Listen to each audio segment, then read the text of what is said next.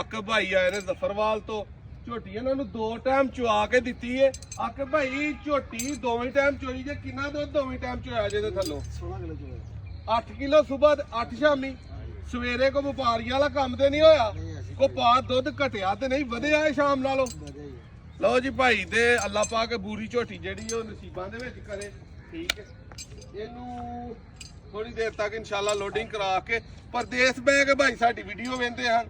ਇਹਨਾਂ ਨੂੰ ਆਖਿਆ ਸੀ ਕਿ ਤੁਸੀਂ ਆ ਜਾਓ, ਇਨਸ਼ਾਅੱਲਾ ਤੁਹਾਨੂੰ ਝੋਟੀ ਘਰੋਂ ਚੰਗੀ 2 ਟਾਈਮ ਚੋ ਕੇ ਦੇਵਾਂਗੇ। ਤੇ ਆ ਕੇ 16 ਕਿਲੋ ਵਾਲਾ ਉਹਨਾਂ ਆਪਣਾ ਜਿਹੜਾ ਚਾਹ ਪੂਰਾ ਕੀਤਾ ਤੇ ਨਾਰੂ ਵਾਲਾ ਕੱਟੀ ਦੇ ਨਾਲ। ਦੁਆ ਕਰ ਦਿਓ ਕਿ ਭਾਈ ਆਕਬ ਦੇ ਜਿਹੜਾ ਉਹ ਝੋਟੀ ਅੱਲਾ ਪਾਕ ਨਸੀਬਾਂ 'ਚ ਕਰਨ। ਹੋਰ ਜਿਹੜੇ ਭਰਾ ਨੂੰ ਕਿਸੇ ਨੂੰ ਚੰਗੀ ਝੋਟੀ ਚਾਹੀਦੀ ਹੈ ਉਹ ਰਾਬਤਾ ਕਰ ਸਕਦੇ ਨੇ।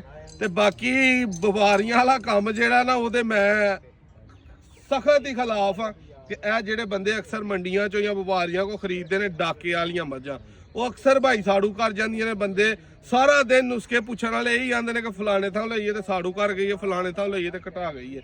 2-3 ਟਾਈਮ ਹਮੇਸ਼ਾ ਮੱਝ ਚੁਆਈ ਕਰਕੇ ਲਵੋ। ਤੁਸੀਂ ਪੈਸਿਆਂ 'ਚ ਨਗਦ ਦੇਣੇ ਹੁੰਦੇ ਨੇ, ਅਸਾਂ ਜਿੱਥੇ ਇੰਜ ਨਗਦ ਦੇਣੇ ਹੁੰਦੇ ਨੇ ਥੱਬਿਆ ਨਾ, ਅਸੀਂ ਝੋ ਕੇ ਲੈਨੇ, ਅਸੀਂ ਨਹੀਂ ਕਦੇ ਉਂਝ ਲਈ। ਤੇ ਆ ਕੇ ਕਦੇ ਅੱਲਾ ਦੇ ਫਜ਼ਲ ਨਾਲ ਘਾਟਾ ਨਹੀਂ ਹੋਇਆ।